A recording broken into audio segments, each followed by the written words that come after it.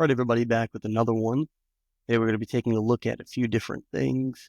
We're going to take a look at some weird article coming out of Ohio, something that Democrat lawmakers are trying to pass now, a new weird law.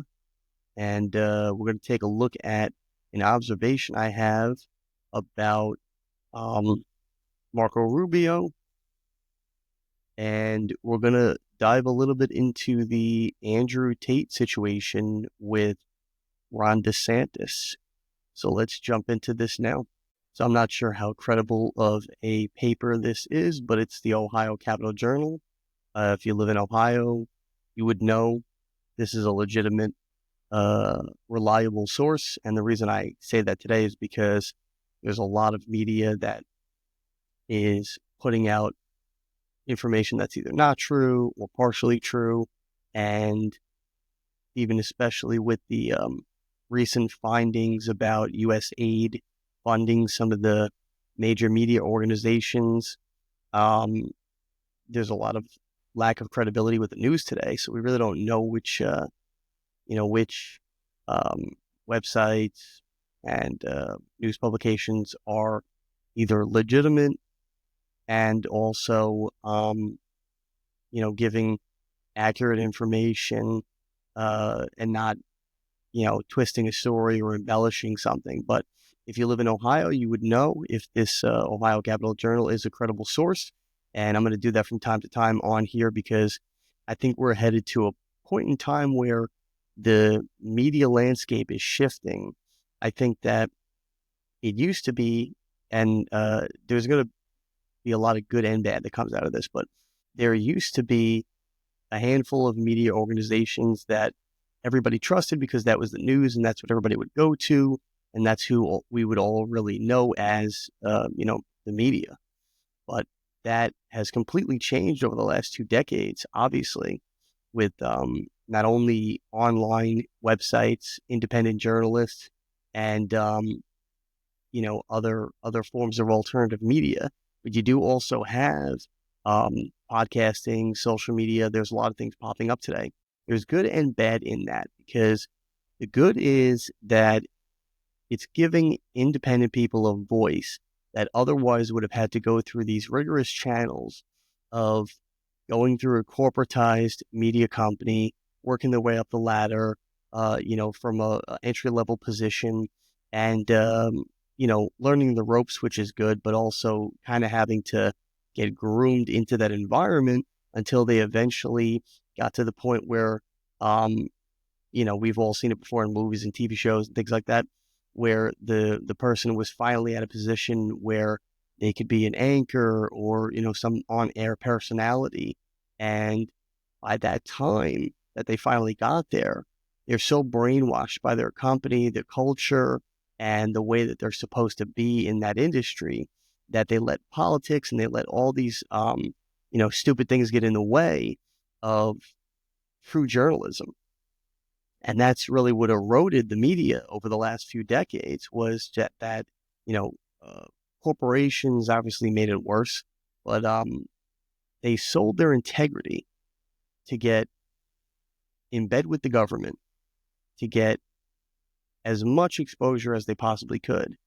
And also just the landscape changed with the internet. It birthed a free or really inexpensive way of creating your own media.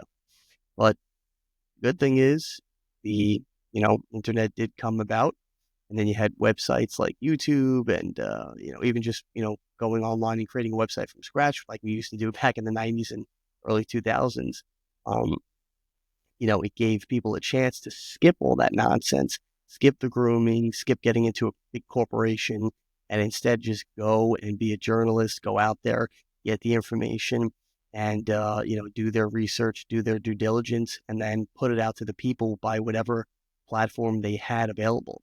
And it was even harder just 10 years ago. Now it's unbelievable how fast things can go from an idea of a story to actually being exposed to the people on a mass scale.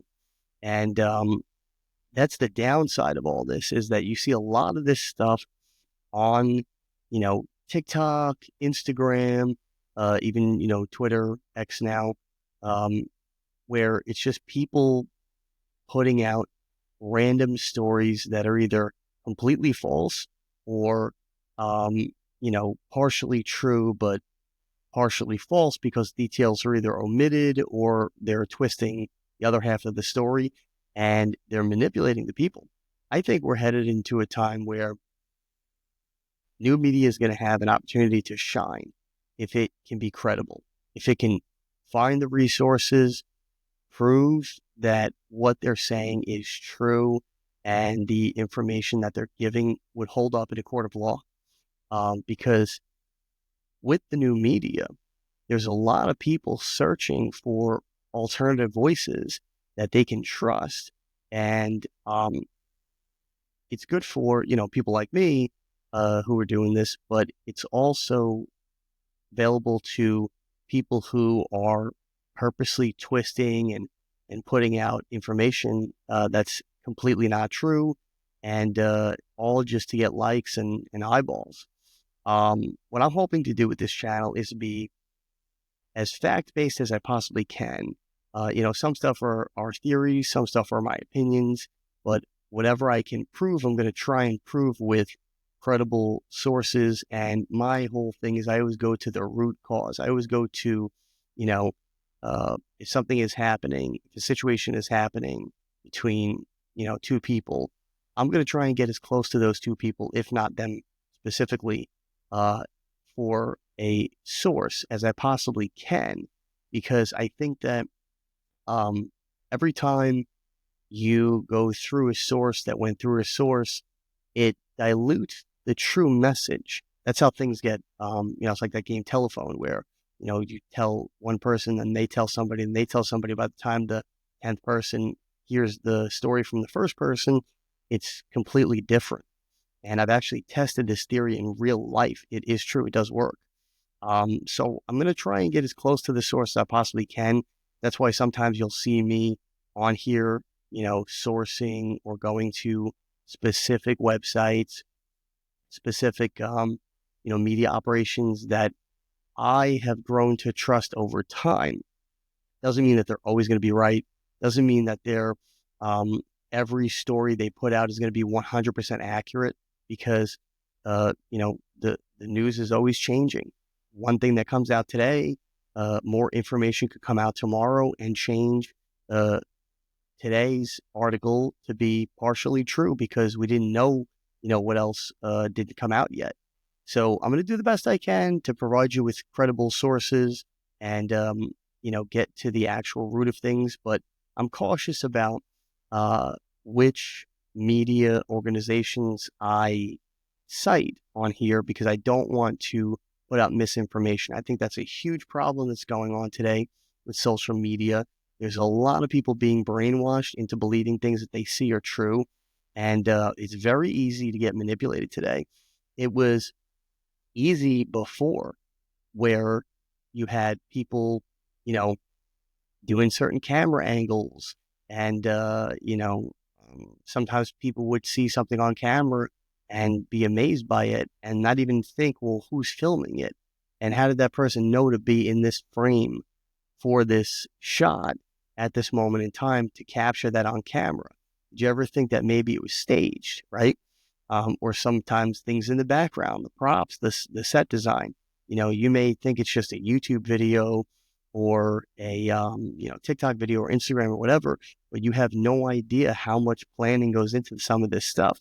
That's why I try and keep it kind of simple with a flat background, so there's not too much going on. It's very, basic. It's just me speaking to the camera, giving the information that I have, whether it be an opinion, a theory, or a fact. But I try to keep it clean and simple because I think there's a lot of misinformation online today. And it's not even just misinformation coming from people's, dialogue.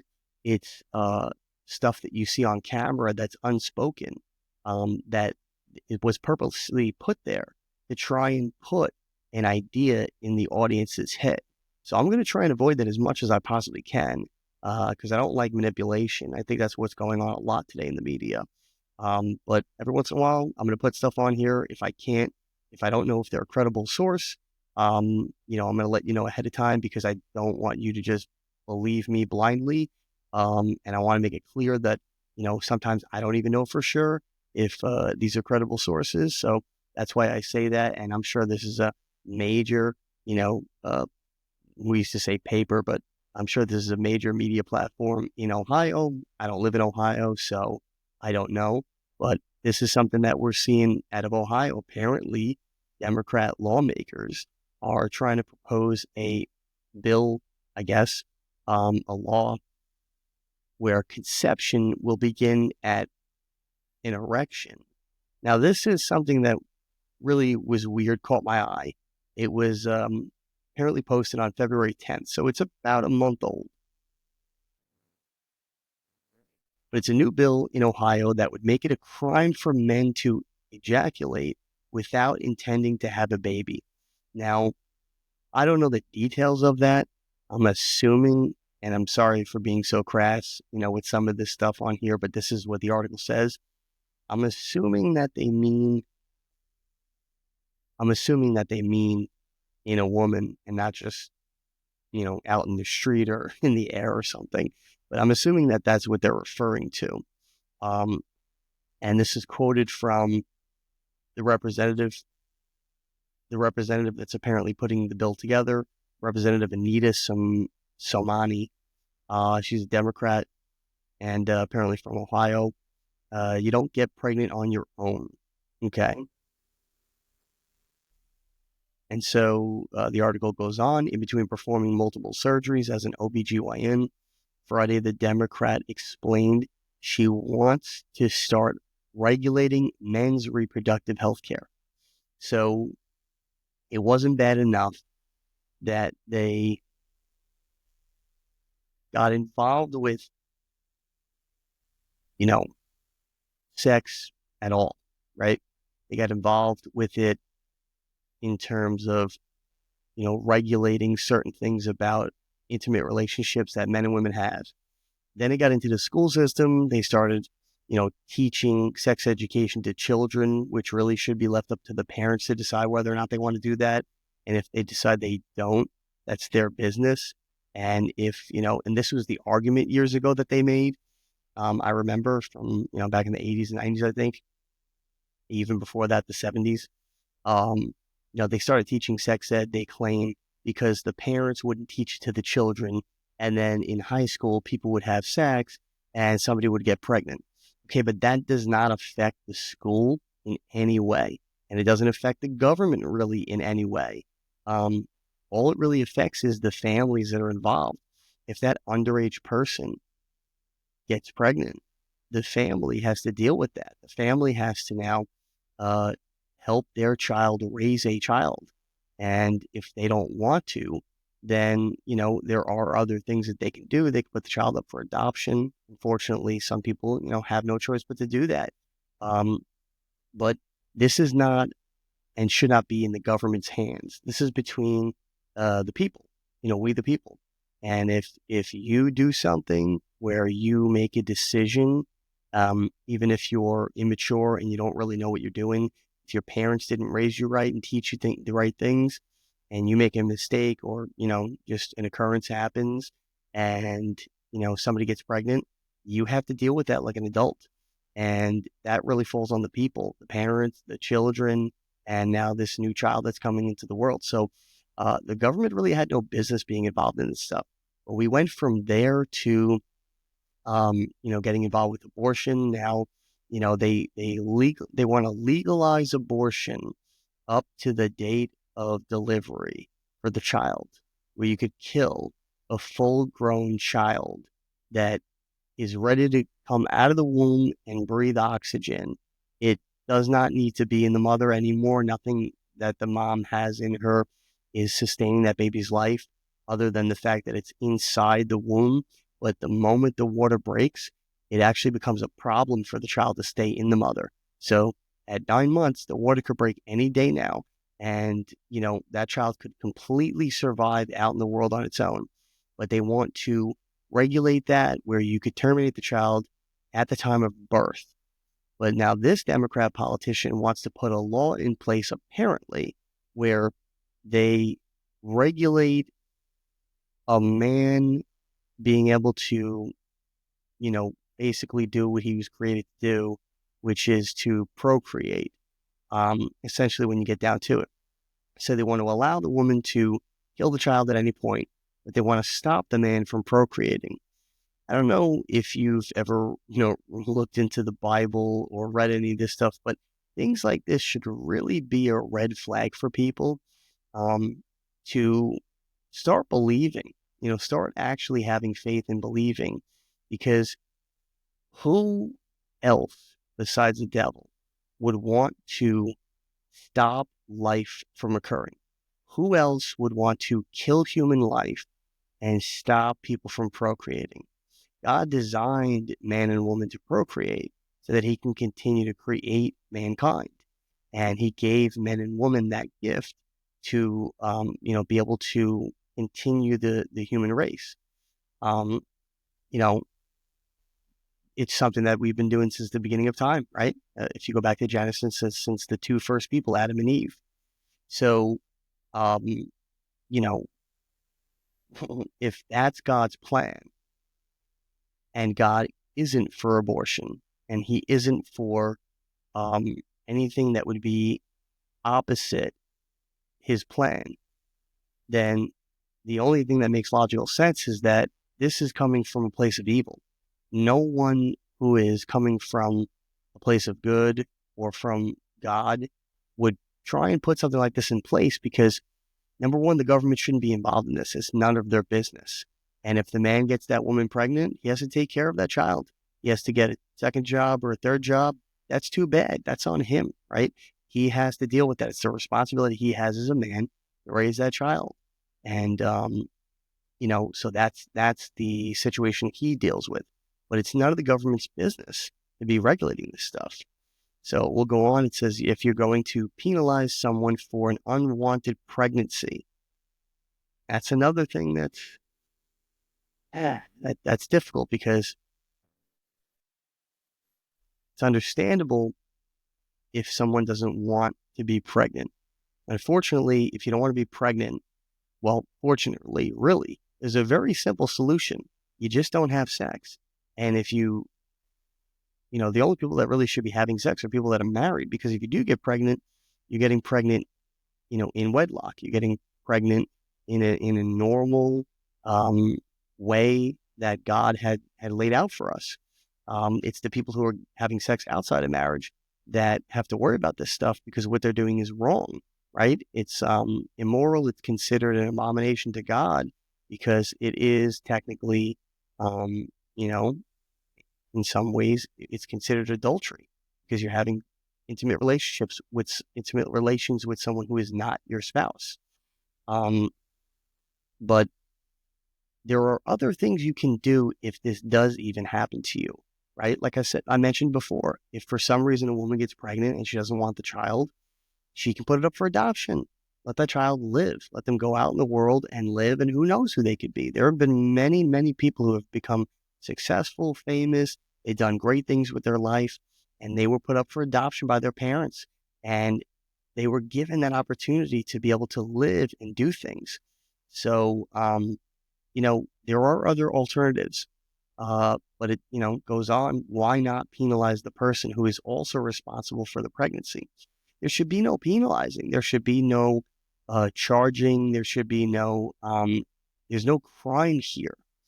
Two people being intimate together and somebody accidentally getting pregnant is only a crime against God, because you're doing it out of wedlock, like I said.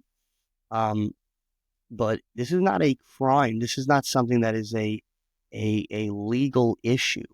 And this is where we have to change the conversation to where this is no longer even on the table for the law, right? The only time this would be a crime is if someone was raped because they're forced against their will to have somebody have sex with them. And in the event, if they get pregnant, yeah, that's a situation that's a huge problem. But there's also ways to avoid that too, because the moment that, that happens, let's say, a woman should go to the hospital immediately because there is things that they can do. There is medication that they can give to the woman to stop the fertilization of the egg from the beginning before it even starts. So you're not actually terminating a pregnancy. You're not aborting anything. You're stopping it from happening in the first place. And the hospitals can provide this, no problem. And I'm pretty sure every single one of them has a gynecologist or somebody like that on staff at all times. So, this can be done no matter what time of day this happens. There are other ways to get out of a truly unwanted pregnancy that was not your plan. But I think we've just slipped into a society where, people are so promiscuous, especially the younger generations today. They're being downright just disgusting with their promiscuity. And it's gotten to a point where they're very, very far from anything traditional when it comes to sex. And obviously a lot of that has to do with the movies, the TV shows that are out today, constantly pushing the envelope and getting more R-rated with their content. Also, I would include online content, social media, things like that. You can go on, basic websites like Twitter and Instagram, and you could see inappropriate things that, definitely do paint the culture in a certain light and inspire younger people to maybe follow in those footsteps. But what's gotten even worse is the porn industry has become, exploded literally in this country, especially since COVID. COVID, I think, was one of the highest years that the big porn companies made the most amount of money. And it's sad because people were home. They had, either no job or they had nothing to do. And instead of taking that time and being productive and setting themselves up for success when the country went back to normal, or maybe learning a new skill that they could take to the marketplace so that when the country came back to normal, they could now excel further than they were before COVID. They took that time and, wasted it playing video games, watching TV, and apparently watching a lot of pornography. It's sad. It really is a sad thing, not to mention the whole human trafficking side, which we won't go into in this video, but I have a little bit in the past and I will in the future.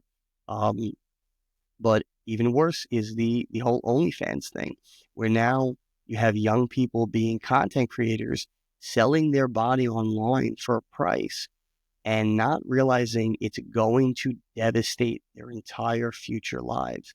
We're going to get into that definitely a lot deeper in another video.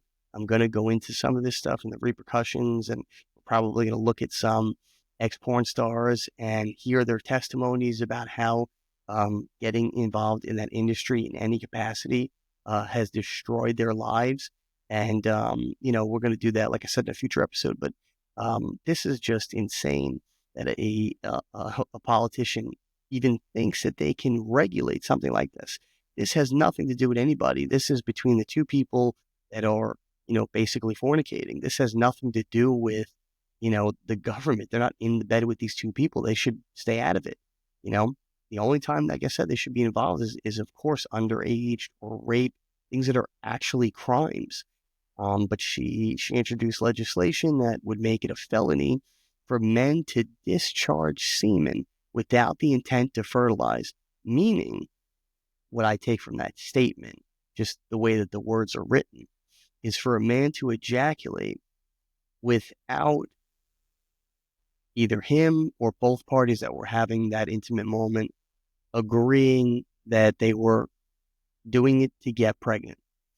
So if a man and a woman get together and the man ejaculates and they both don't agree that they want the woman to get pregnant, but they do agree that they want to have sex and the woman is okay with the man ejaculating, the government would still find that man guilty because he ejaculated without the intent to fertilize her egg and get her pregnant. That is insane. I hope this is a joke. And sometimes you can't tell online because there's a lot of satire websites and there's a lot of, weird topics that come up. And I almost think sometimes the politicians are just saying these ridiculous things to troll or really just like get themselves out in the media as much as possible, because I think politicians have learned there's a certain celebrity to being a politician today with the internet, with social media. You could become a famous politician and you're basically the same thing as a celebrity, except you actually have like a job that matters in society. But I'll wrap it up with this. It says that Somani and the state representative Tristan Rader, a Democrat from Lakewood, joined forces to propose a bill nicknamed Conception Begins at Erection Act. I mean, this just goes back to what I said in the past about the state of politicians today in America. They're so immature. If this was the 1960s or 70s, they would never name an act or a policy or law with that name. It's just embarrassing. But the politicians that we have in today, they're very immature. They act like they're in high school. And this is the kind of, stupid, immature, almost inside joke that you would hear from high school students. And they're actually proposing a bill about this to Congress as a legitimate bill that they're hoping to pass. So I don't know. I don't know really what to make of this other than it's embarrassing that politicians would actually do this. But it's also ridiculous because they have no place, no standing doing it in the first place. And, finally, it says that you can get a maximum fine of $10,000 per discharge, meaning per ejaculation. So every time you have sex, you could get a $10,000 fine. That's ridiculous. Well, that's all I'll say on that. Now we're going to jump into a quick observation I wanted to make about Marco Rubio. So I'll start by saying this. I think certain politicians are making a transformation over the last 8 years.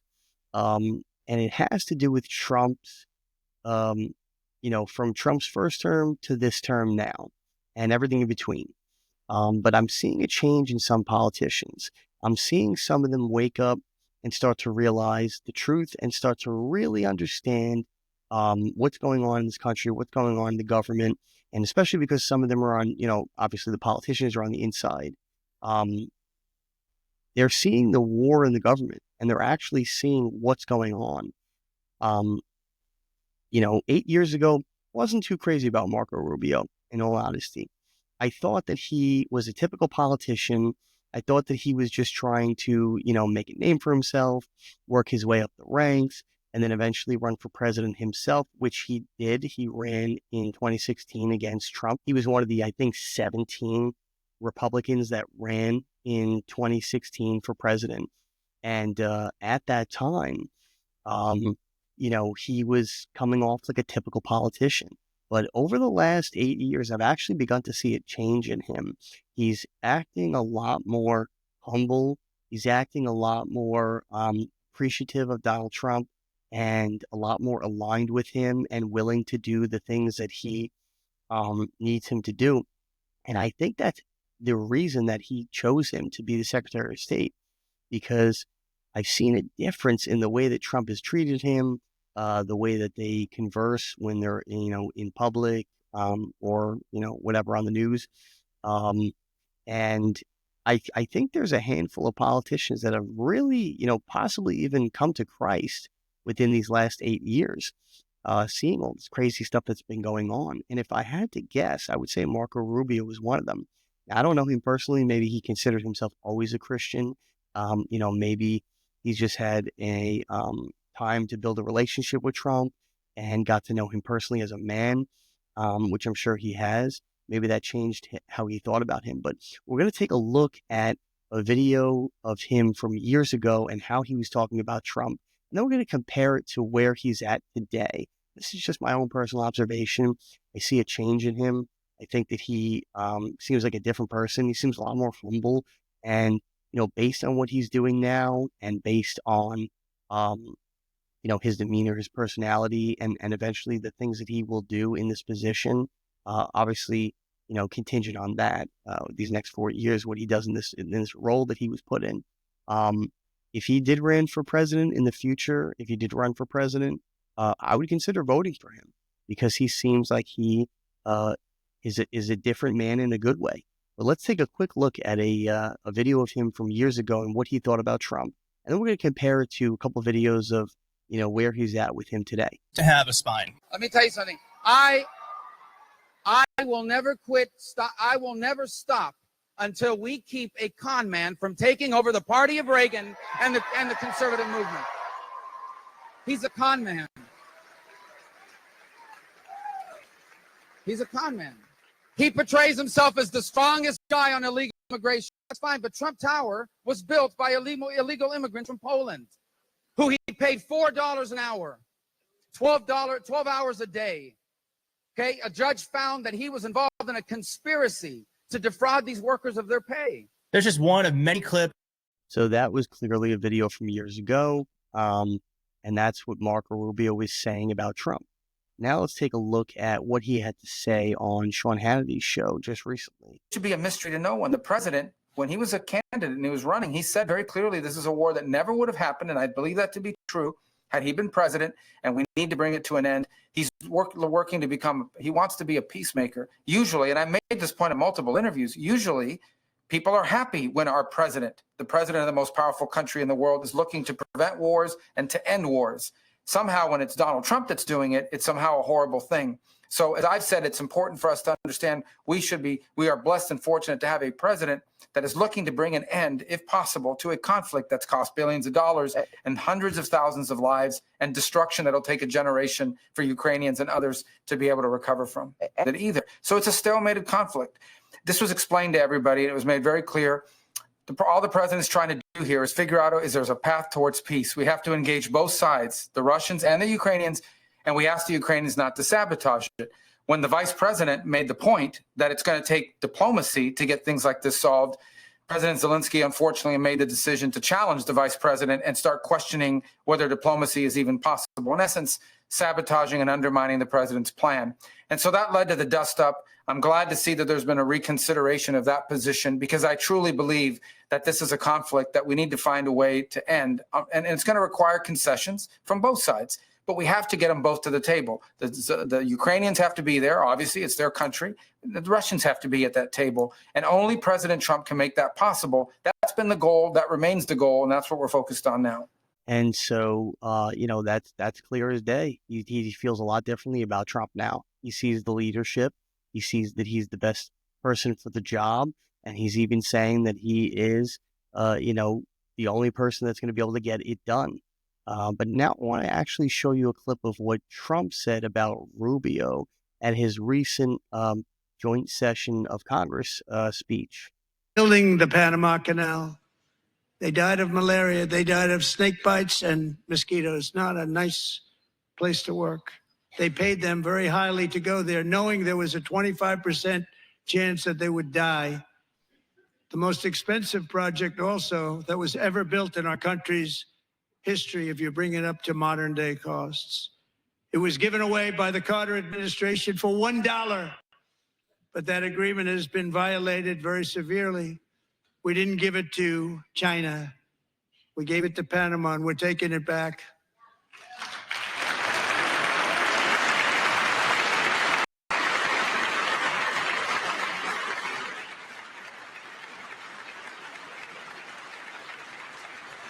And we have Marco Rubio in charge. Good luck, Marco.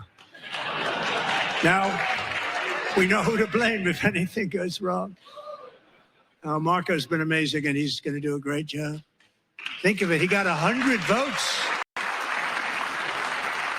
He was approved with actually 99, but the 100th was this gentleman, and I feel very certain. So let's assume he got 100 votes.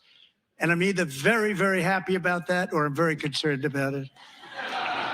But he's already proven. I mean, he's a great gentleman. He's respected by everybody. And we appreciate you voting for Marco. He's going to do a fantastic job. Thank you. Thank you. He's doing a great job. Great job. So that is clear too. You can see that, I don't know if you watched the speech yourself, but he spoke about people that were there, Congress members and people that were there, some of them. And, he talked about, some of the work that they're doing and things like that. I think Rubio, if I remember correctly, because I watched the whole thing, was the only one that he really praised in that way. He said he was doing a great job. He thanked everybody for voting for him. And he even made a joke about how he might need to be a little nervous because Marco's so popular that he got 100 votes, even though Trump can't run again. This is his last term. It's just the type of joke that Trump makes. But it's almost like a way of, joking about praising someone for doing such a great job that they might be a threat to you, but really you're actually giving them a compliment. It's something that Trump does often. It's actually a good tactic that salespeople, if you're good at sales, will use that sometimes. But you can see that the dynamic, the relationship between the two of them is completely different. Rubio is talking praises about Trump on camera, and he's not just saying the typical things that politicians say, like, Trump's a great president and, he's, doing a wonderful job for his voters and, giving like those political answers. He's saying things like, he's the only man for the job. He's the only one that's going to get this done. And I'm doing everything I can to carry out, what Trump wants for me in my position. And then Trump saying praises about him at that, address to Congress. So you could just see there's a different dynamic there in their relationship than there was 8 years ago when they ran against each other in the first race. Just an observation. I think it's worth pointing out because I think that over the next 4 years, we're going to see Marco Rubio do some big things. He's going to do some amazing things. And I kind of believe that he's got a big political future ahead of himself. Does he ever become president? Nobody knows, right?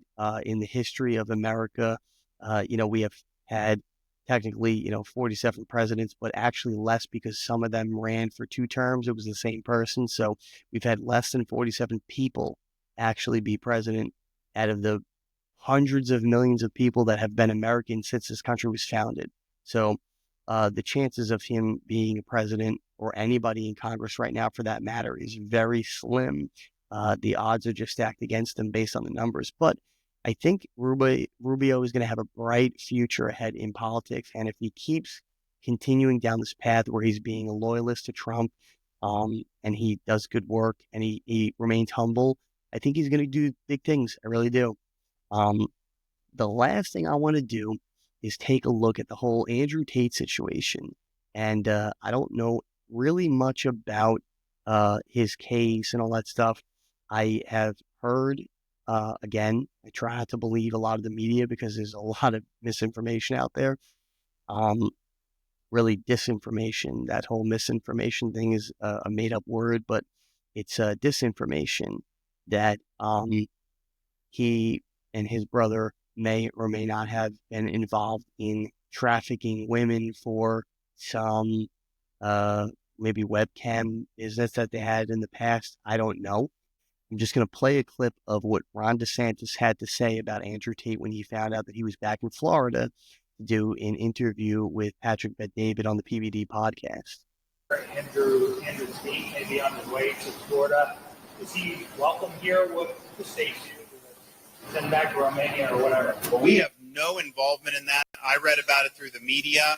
Clearly, the federal government has jurisdiction, whether they want to rebuff his entry into the United States, and I have confidence that whether it's Pam Bondi or Kristi Noem, that they will be looking at that. I do know our Attorney General, James Uthmeyer, is looking at what state hooks and jurisdiction we may have to be able to deal with this.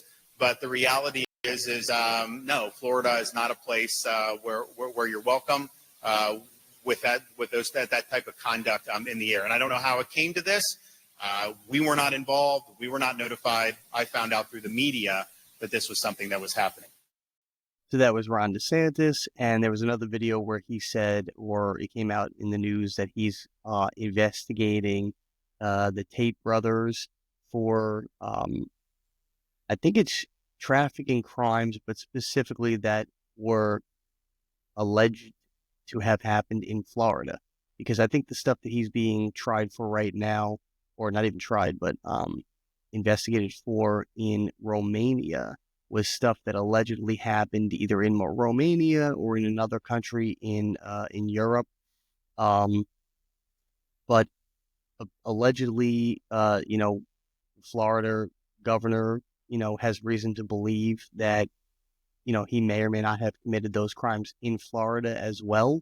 So they opened up an investigation against the Tate brothers, and we'll see where that goes.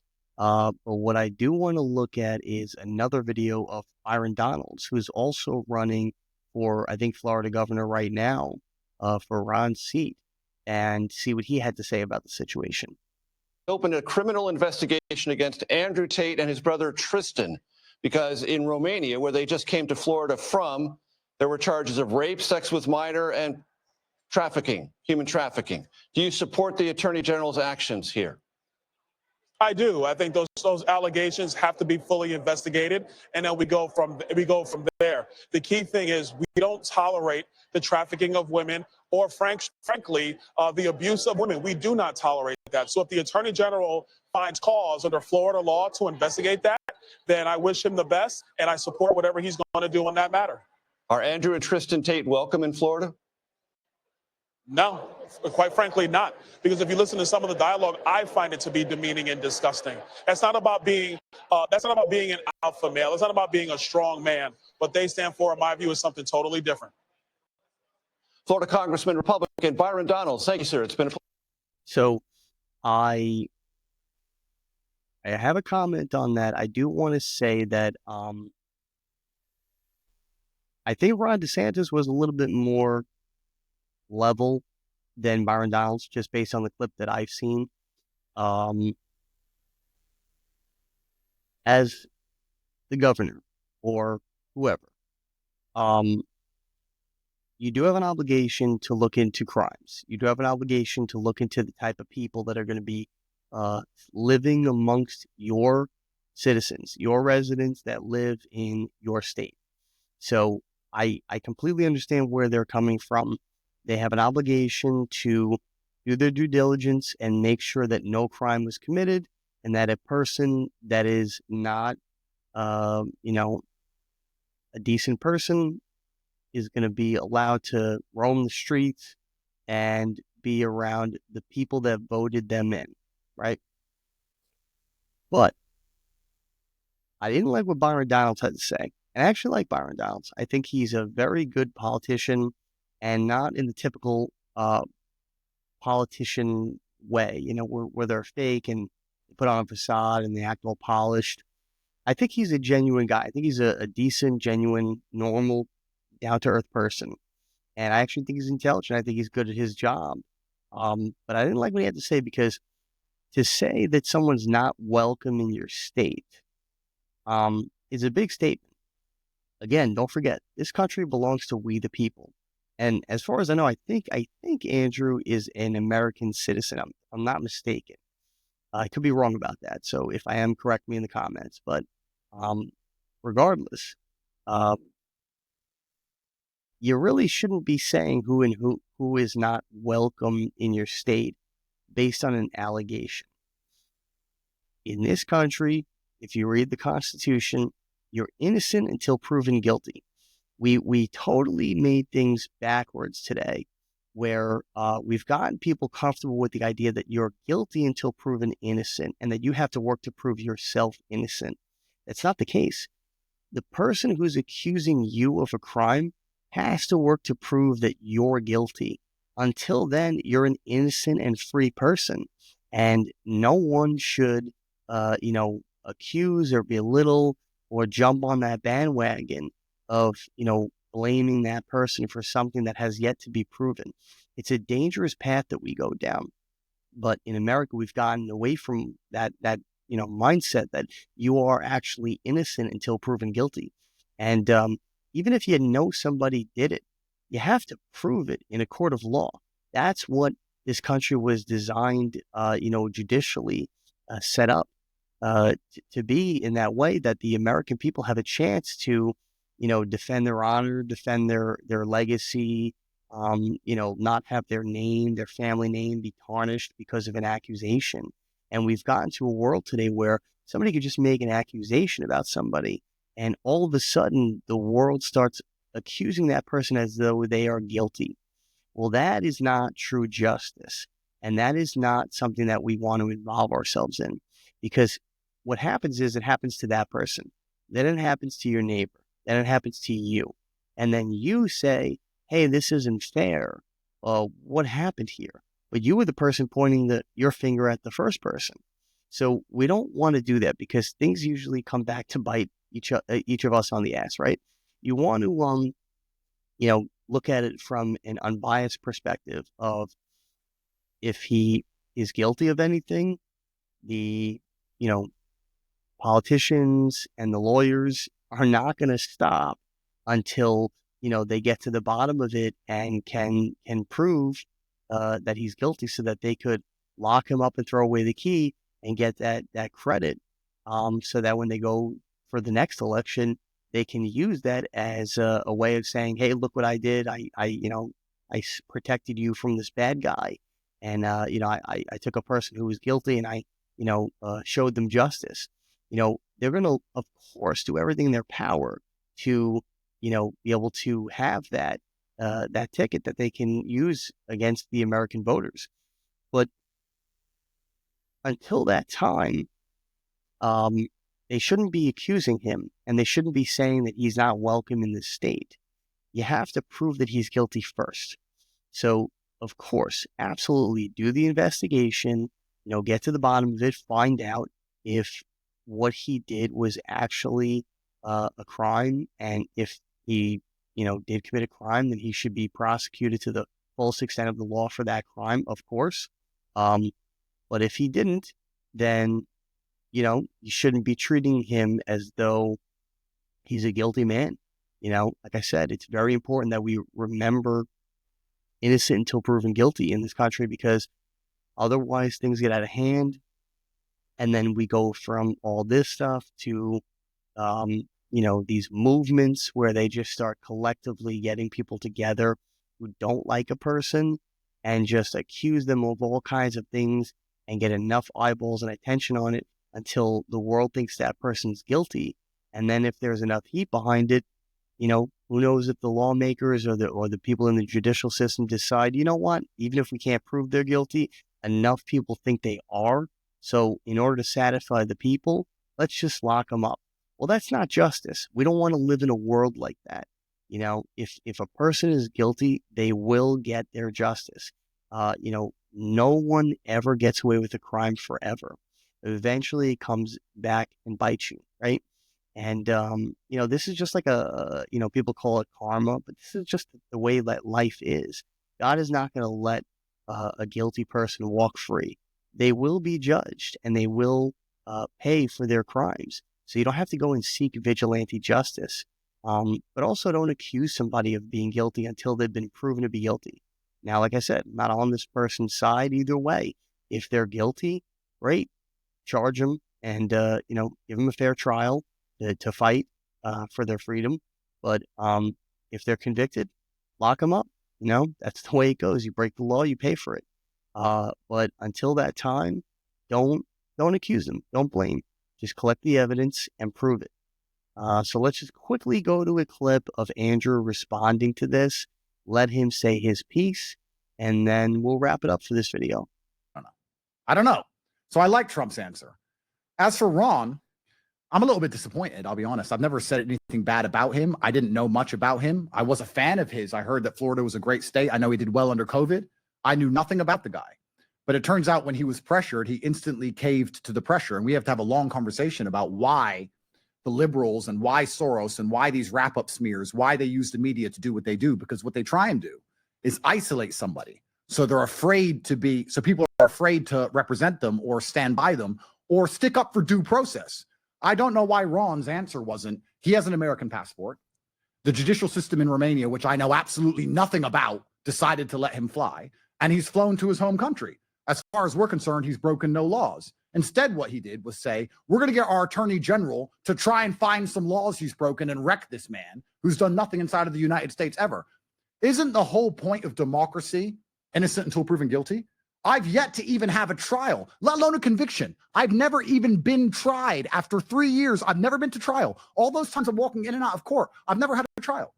And communism, as we've understood it and tried very hard to fight against for so long, the basic premise is that you find the man and then find the crime. Is that not exactly what Ron DeSantis just promised to all of his constituents? It's not, we've seen a crime, let's find the perpetrator. It's, we found a man, let's see if we can find a crime to pin on this man. Is that the American way? Is that democracy? Is that innocent until proven guilty? Now, I'm not afraid of it because I know I've done nothing wrong. But it's quite unusual and quite scary for me to land as an American citizen, expecting a hero's welcome after dealing with a foreign and complicated judicial process, and being told that now the American state is going to be set on me, trying its very best to lock me up here when I've done nothing ever. This is communism in and of itself. I may as well fly back to Romania. This is incredible that I landed and the governor of Florida is like, don't worry, I told my attorney general to try and find things this man's done. Where did that even come from? So I'm very, very disappointed in Ron. I think he did it because he caved under media pressure. And if he wants some media training, he can hit me up. Well, so that was Andrew's little piece. And again, from his side too, I don't think Ron said, I'm going to have my guys go find a crime on you. I am assuming that somebody brought allegations to, someone in the government or a police officer or somebody, and that they are, forced to look into that because it was, an allegation that was made. And that's just what you have to do. When somebody says that somebody committed a crime, you have to look into it because that's your job. You're the law enforcement, right? But, Andrew seems pretty confident. He doesn't seem like he feels that he's guilty. He doesn't seem like he did anything wrong.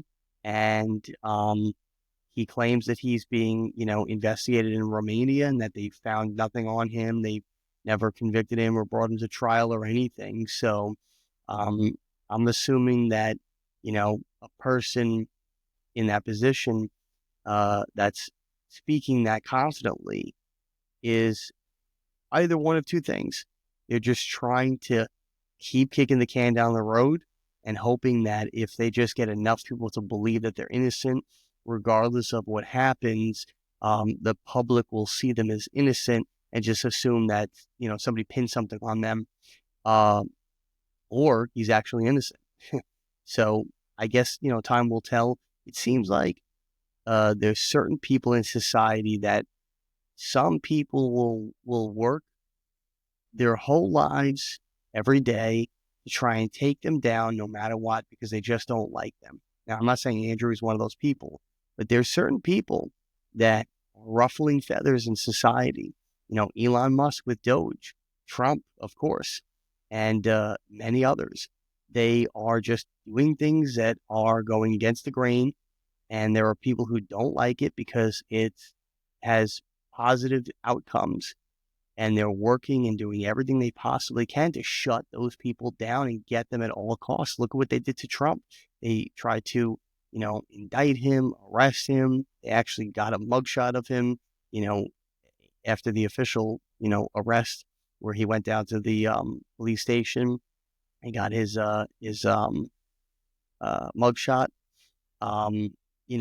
There are just some people that push back against the status quo and actually, uncover some difficult truths that it's hard for people to accept, or corruption that certain people don't want exposed. And those people will do anything they possibly can to stop those people out because they just don't want them to continue down their path, which is understandable. They don't want to get caught or they don't want to get exposed. In Andrew's case, I think there's just a lot of people that have a problem with someone who is extremely confident and gives off very masculine energy. Now, I'm not saying that he's masculine in a godly way, because I think there's a lot of things that he says and does that, Christ himself wouldn't approve of. But then again, Andrew, I don't think considers himself a Christian. I think he's a Muslim now. So, he doesn't follow that rule book and those laws. So in his mind, he's probably living the life that he feels he's supposed to live for his religion. But I think there's a lot of people that hate that type of strong, confident energy coming from a man because we're so used to, over the last few decades, seeing a lot of men become very passive and weak and subservient and all the things that men are not supposed to be. Especially the way that men are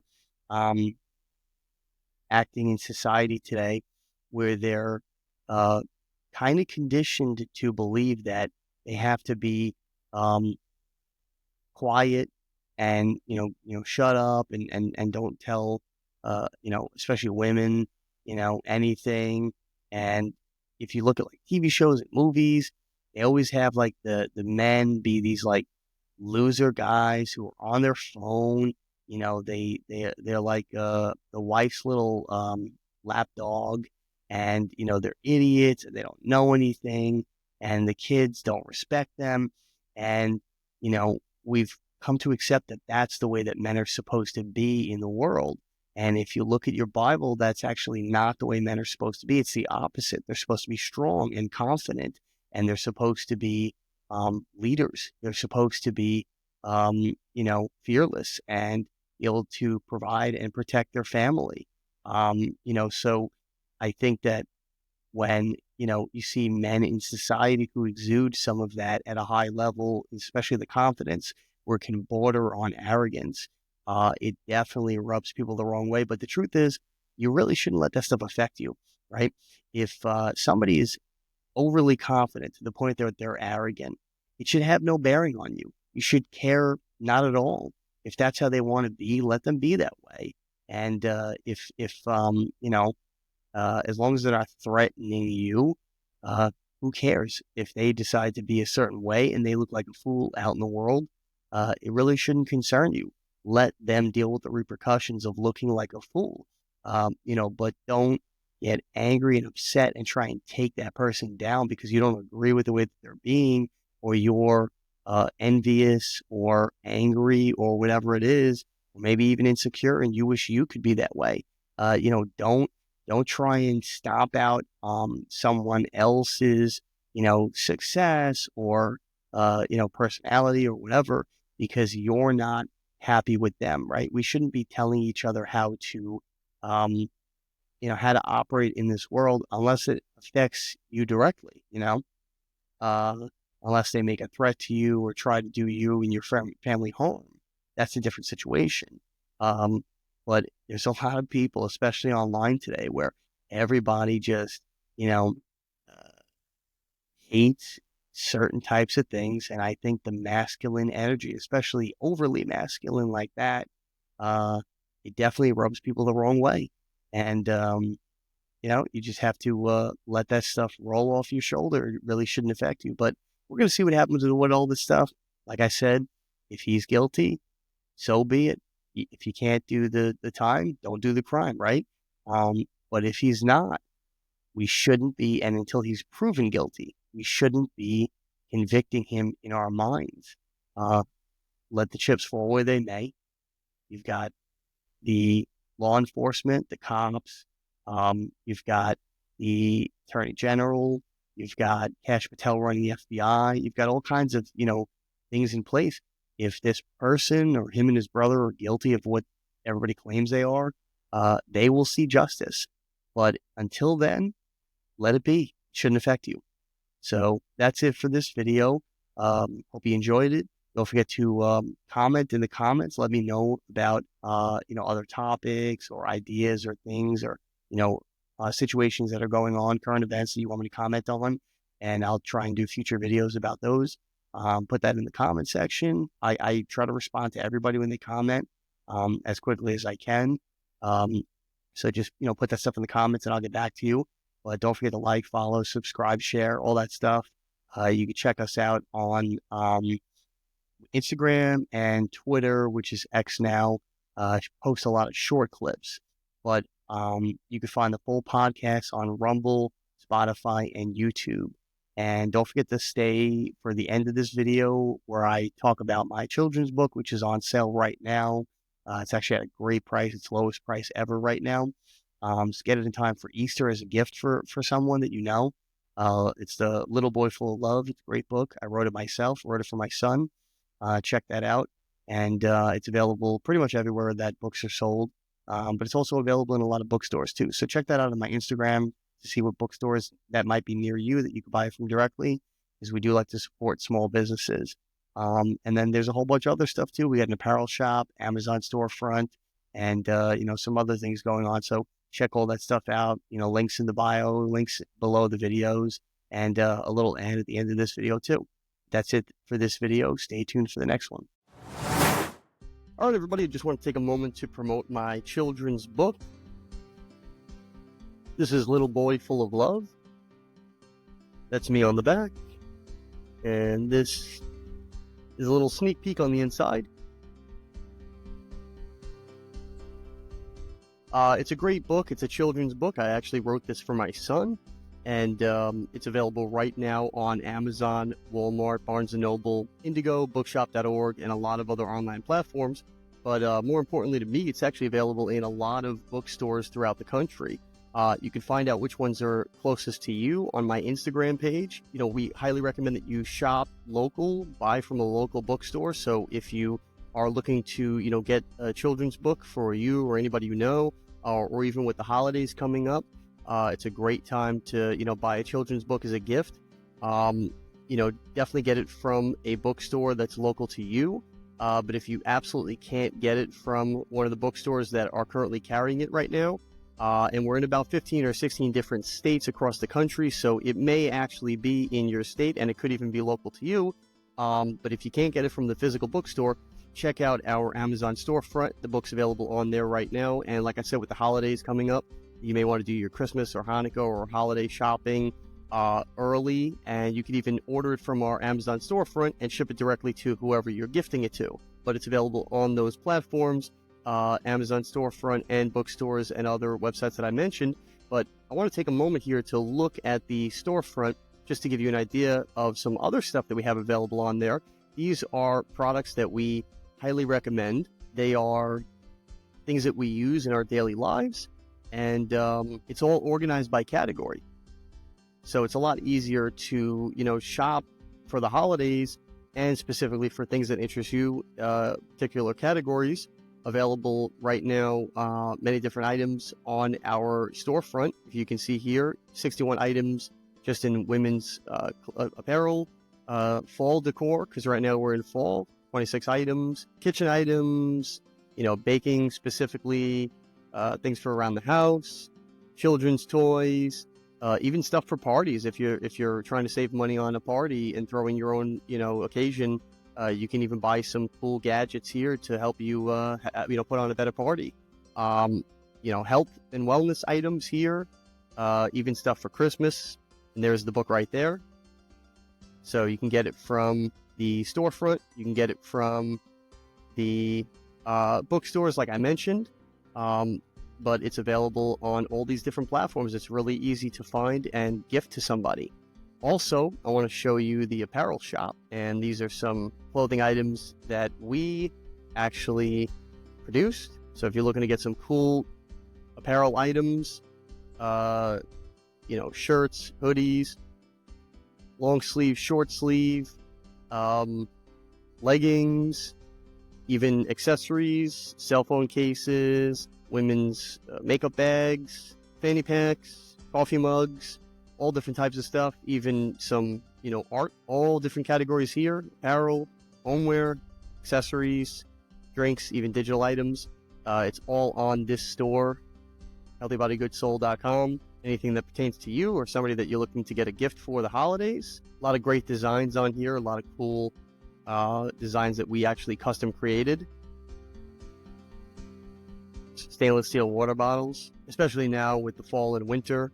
A lot of cool hoodies and long sleeve shirts. This is a really cool one, I think, for women. The original Be Your Soul apparel, that one's actually really popular. People tend to like that. This one's one of my favorites. The free shirt. It's the American flag and it says free and that says not property of the United States government. That one's pretty cool.